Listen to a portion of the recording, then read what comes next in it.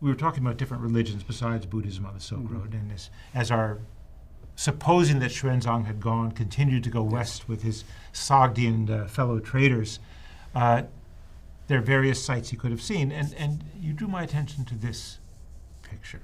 What is this? Whether Xuanzang would have seen this or something similar is a little bit hard to say. Chronologically, it may not work, okay?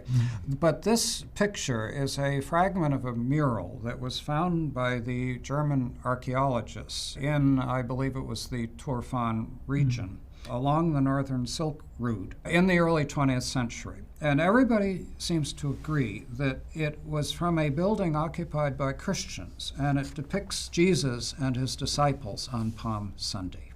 But they're wearing Chinese clothes.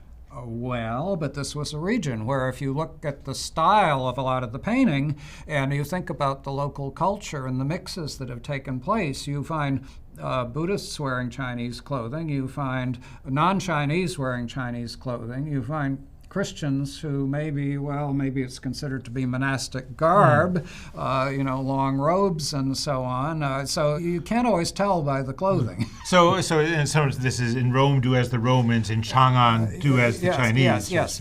Of course, if we talk about Christianity, and we know that the significant introduction of what we should call Eastern Christianity, or Syrian Christianity, or is popularly known as Nestorian Christianity, occurs in the late 7th century, where a certain number of Syrian missionaries show up in China.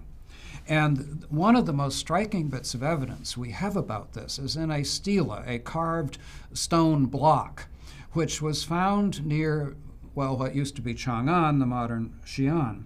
And it has an inscription, a long inscription in Chinese that gives a very interesting version of the establishment of Christianity by these Syrian missionaries.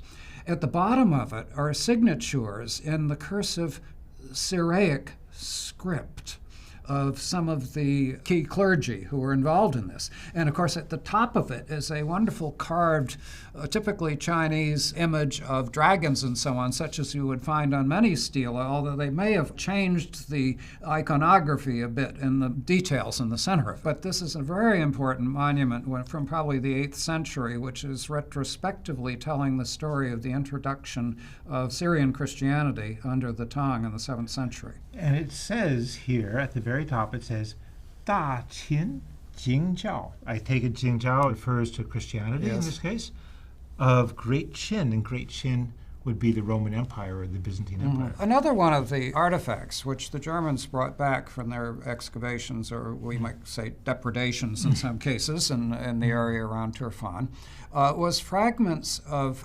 manuscripts. And of course, different manuscripts in different languages. But the real treasure, and unfortunately we have only fragments, is that there are some Manichaean manuscripts which are illustrated, beautifully illustrated. Oh, like this. And this one, for example, shows the Manichaean elect in their white robes at some kind of a religious ceremony where, you have a bowl with fruit in it and others are praying, and there is a Manichaean text which was written around this and so on. And of course, the tragedy from our standpoint is that the Germans reported that when they quizzed the locals, when they arrived there, one of them said, "Oh, yeah, I found a whole bunch of that stuff, and I dumped a couple of wheelbarrow loads of it into the local river because I thought there were bad spirits involved in those things."